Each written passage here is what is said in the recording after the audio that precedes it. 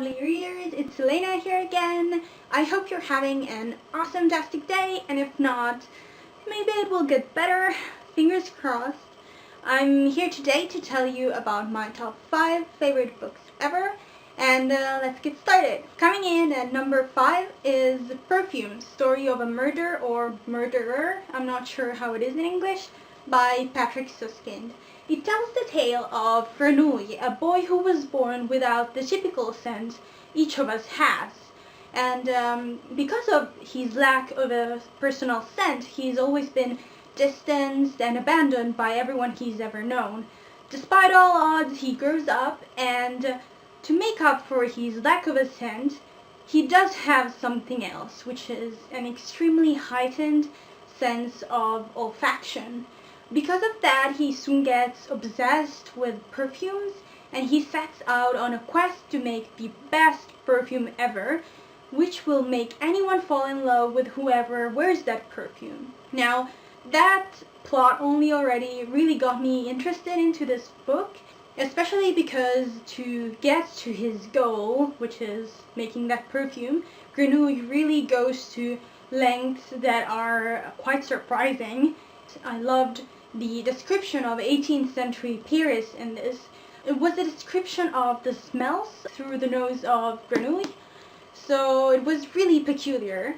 This is kind of a slow read, even though it is somewhat of a murder mystery, but I extremely enjoyed this anyway, so that shouldn't keep you from giving this a try.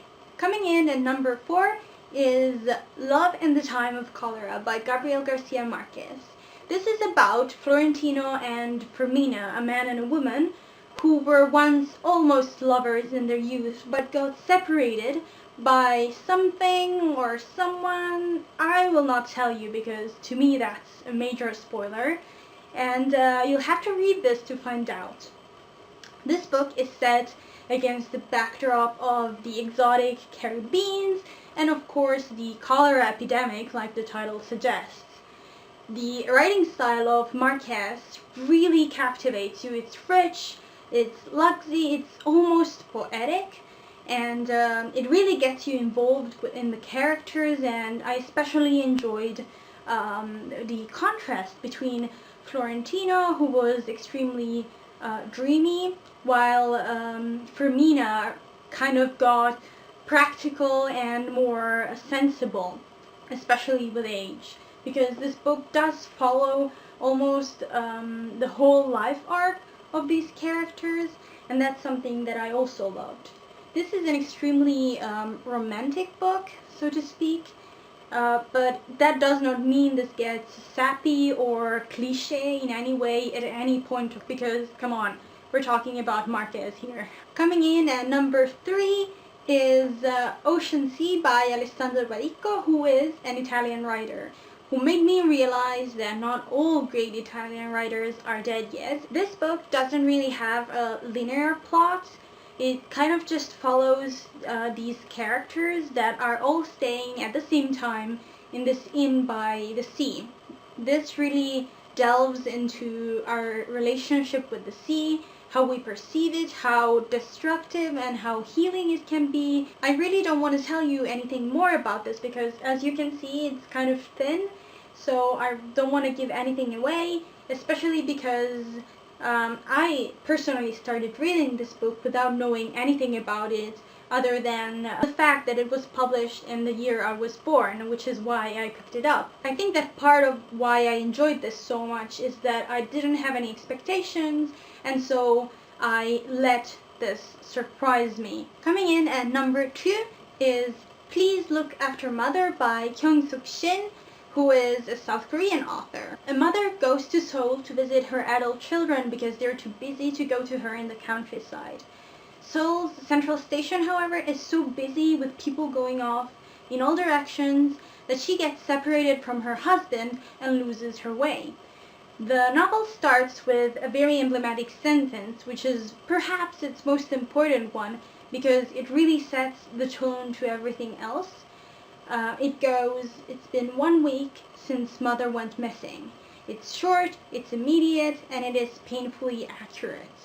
At the end of the book, the author wrote a few pages to explain why she gave the story to the public, so that each of us, while experiencing the mother of the story slipping away from her children, could experience our own mothers come back to us.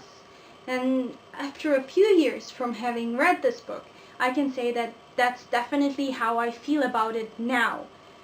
At the time though, I really felt empty and sad and quite desperate, to be honest, because the mother in the book was my mother. The children who wronged this mother were me, and so I felt extremely bad and I cried a lot. I really hope that everyone would read this book, because the emptiness that this novel created inside me really left lots of room for thought.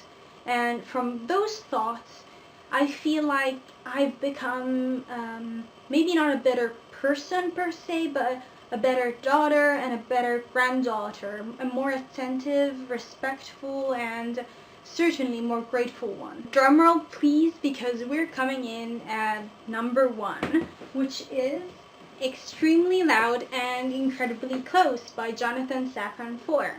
This book is very famous, and there's definitely a reason for that. Every praise you've ever heard about it, I think, is well deserved. This is the closest book to perfection that I've ever found in my reading journey so far, and it's brilliant. It's funny, it's heartbreaking, it's uplifting, all at the same time, and Foer's writing style is impeccable. Sure, he experiments quite a bit, especially in the presentation of the book, because there's pages like these, stuff like this, and not everyone may be up to that kind of experimentation. I will just add 2 more words, which are read it. Yeah? Thank you for watching. I hope you did not fall asleep, and I'll see you next time.